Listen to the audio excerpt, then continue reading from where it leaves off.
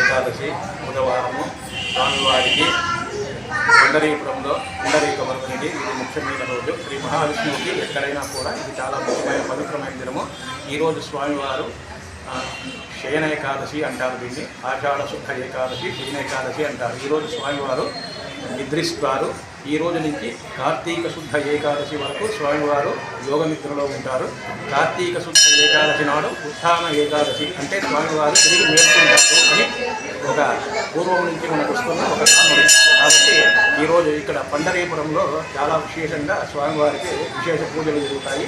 ఈ పాండురంగ స్వామివారి దేవస్థానంలో కూడా ఇది స్థాపితమైనప్పటి నుంచి చాలా ఘనంగా జరుగుతూ ఉంటాయి.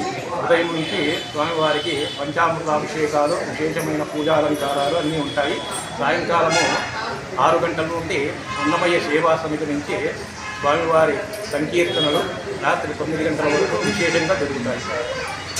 सकरीटकुंडलं सपीतवस्त्रं सरहेर्वेक्षणं सहारक्षस्थलशोभिकौस्तुभं नमामि विष्णुं शिरसा ध्रुवं ओं श्री लक्ष्मीचन्नकेश्वर स्वामाय नमः. శ్రీ భూనీల సమేత లక్ష్మీచంద్రకేశ్వర దేవస్థానం ధర్మవరం నందు ఈరోజు మనం ముఖ్యంగా ఆషాఢ శుద్ధ ఏకాదశి అనేటువంటి ఈ శయన ఏకాదశి అని చెప్పి కూడా పిలుస్తూ ఉంటారు.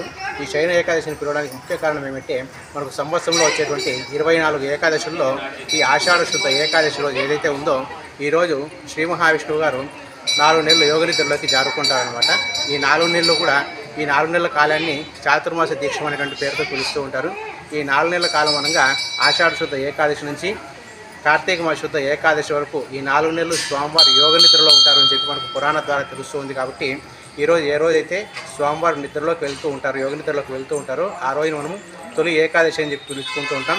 ఈ దక్షిణాయనంలో వచ్చేటువంటి ఈ తొలి ఏకాదశి నుంచి మనకు ప్రతి ఒక్క పండుగ కూడా ప్రారంభమవుతూ ఉంటుంది. కాబట్టి దీనికి తొలి ఏకాదశి అనేటువంటి పండుగని మనకు పురాణాల ద్వారా తెలియజేస్తూ ఉన్నారు. ఈ రోజు నుంచి స్వామివారు కార్తీక శుద్ధ ఏకాదశి వరకు అనగా మొత్తం 4 నెలలు స్వామివారు యోగ నిద్రలో ఉంటారు. కాబట్టి ఈ 4 నెలలు కూడా మనకు చాతుర్మాస దీక్ష అనేటువంటి ఒక వ్రతాన్ని మన పీఠాధిపతులు కానీ మఠాధిపతులు కానీ ఆచరిస్తూ ఉంటారు. ఈ 4 నెలలు కూడా ఎటువంటి దీక్షలో ఉంటారంటే వారు కేవలం ఒక్కొక్క నెల చింతపండు కానీ వేపుడు పదార్థాలు కానీ ఉప్పు అట్లాగే పెరుగు పాలు అనేటువంటి ఒక నెల ఒక దీక్షను తీసుకుంటూ స్వామివారి యొక్క కృతాప్రవేశం పాల్గొంటూ ఉంటారు. ఈరోజు ఎవరైతే స్వామివారిని దర్శించుకుంటారో వాళ్ళకి శీఘ్రంగా మోక్షప్రాప్తి కలుగుతుంది అని చెప్పి మనకు పురాణాలు తెలియజేస్తున్నాయి. కావున అవకాశం ఉన్నటువంటి భక్తులు ఇంటి దగ్గర ఉన్నటువంటి విష్ణు ఆలయాన్ని సందర్శించి విష్ణు సహస్రనామ పారాయణ చేయడం కానీ లేకపోతే స్వామివారిని అర్చించడం కానీ చేస్తూ తులసిదళాలతో స్వామివారిని అర్చించి స్వామివారి ప్రీతి పాద కావాలని చెప్పి కోరుకుంటాను. ఓం నమో చెన్నకేశవాయ. ధర్మవరం నడిబొడ్డులో ఉన్నది.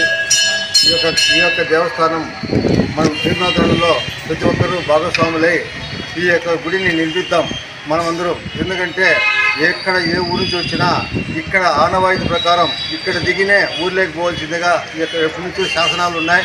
ఆ విధంగా ఇక్కడికి వచ్చి ఆ స్వామివారిని దర్శనం చేసుకున్న తర్వాతనే వాళ్ళ ఇళ్ళకు కొత్త కోడళ్ళు కానీ కొత్త అల్లులు కానీ ఇక్కడ దర్శనం చేసుకున్న తర్వాతనే పోయే సాంప్రదాయం ఈ యొక్క గుడి చరిత్రలో ఉంది. కాబట్టి ఇది మనం నిర్మాణం చేసి ఇక్కడ చాలా వైభవితంగా గుడి నిర్మించాలని సంకల్పం చేసి ఉన్నారు ధర్మకర్తలు.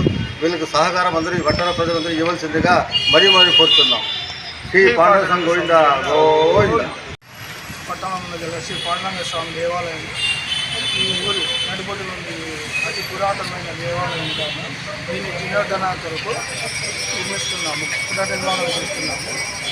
భక్తులు అందరూ సహకారం చేయాల్సిందిగా కోరుతున్నాము. ఈరోజు కార్తీక శుద్ధ ఆషాఢ శుద్ధ ఏకాదశి శుభ సందర్భంగా భక్తులు అందరూ తీర్థస్నానాన్ని స్వీకరించి స్వామివారి కృప పాత్రలు కావాల్సిందిగా కోరుతున్నాము. భాగ్యము విష్ణు కథ వినరో భాగ్యము విష్ణు కథ వెనుబలమిదివో విష్ణు కథ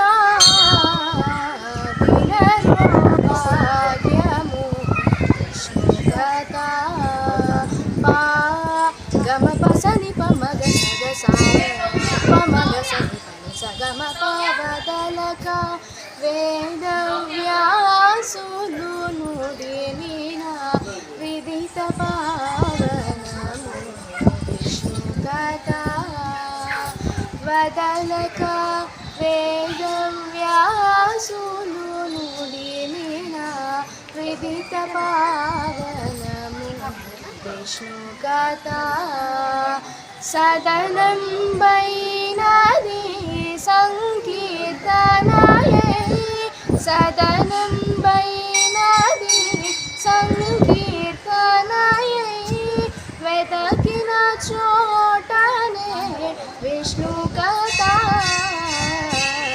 వినరో భాగ్యము విష్ణు కథ వెనుబలమిదివో విష్ణు కథ.